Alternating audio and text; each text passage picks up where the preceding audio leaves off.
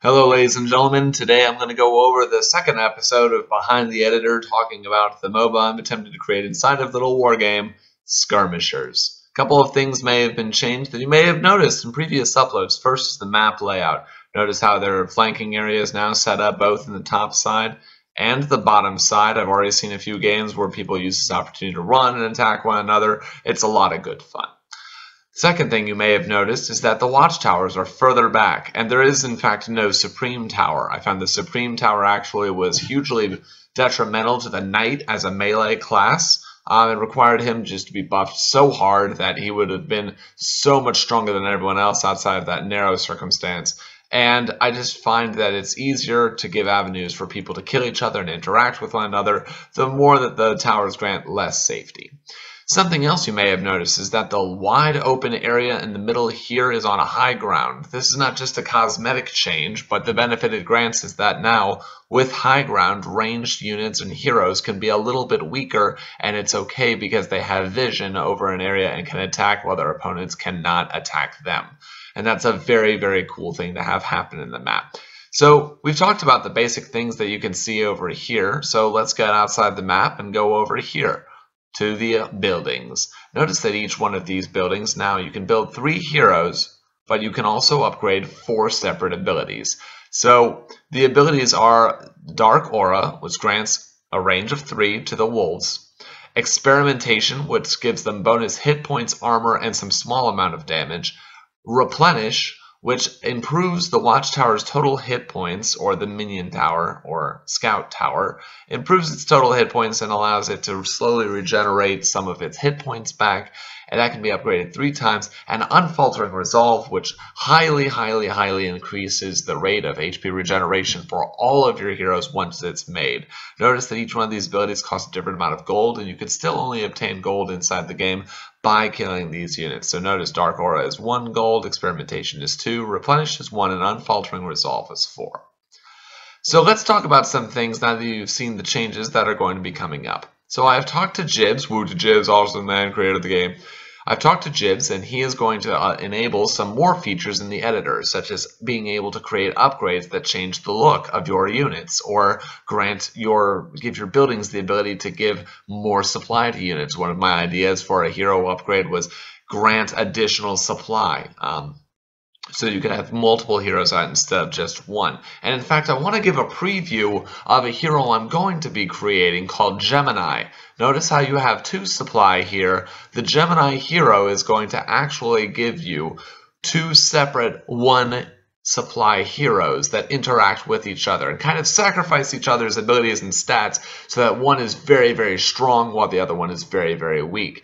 And the cool thing about that from my perspective is that it's going to get a lot of gold moving because you don't want to lose any one of them. Similar to the Ice Climbers in Super Smash Bros. Melee, it doesn't matter if you don't really want to lose, if you lose both that would be bad, but losing one or the other is still not the best scenario, okay? It's still just not optimal.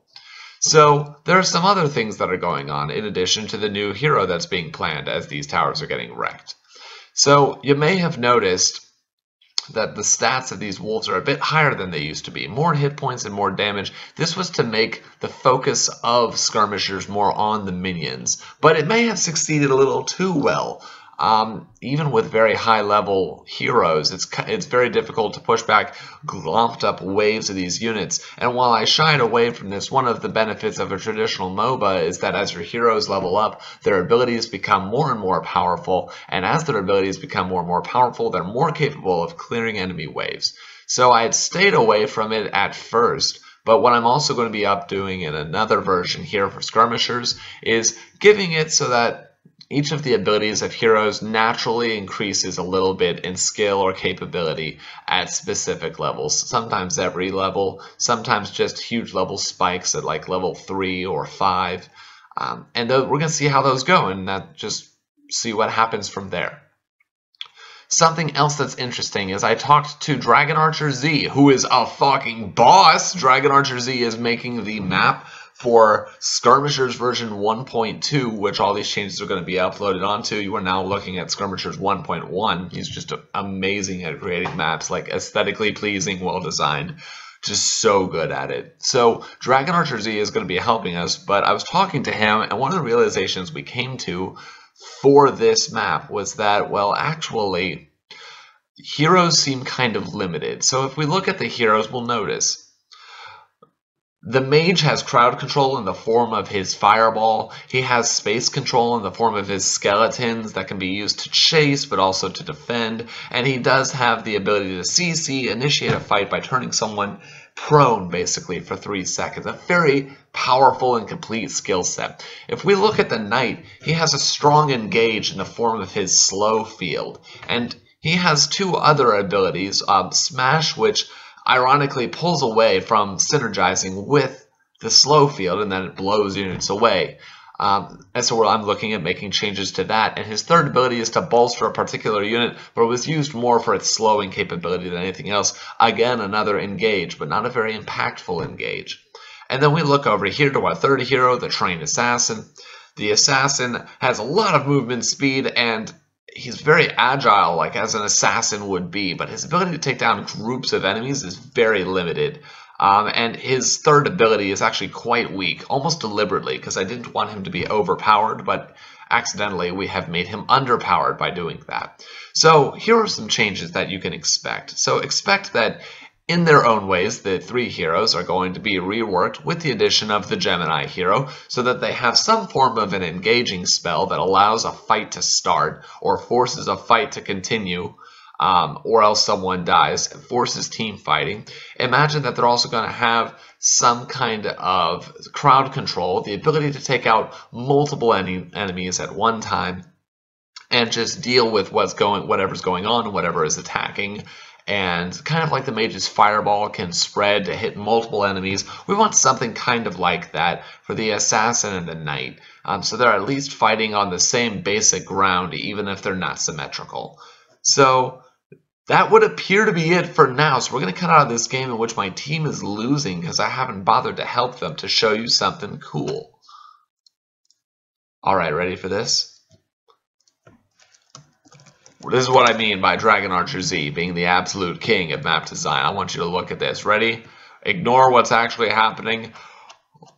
Oh my gosh, this is the beta version of the new Skirmishers map. Oh man, look at it. It looks so rounded and cool. Graveyard stuff. Lava is going to be added over to here. A river in the top side.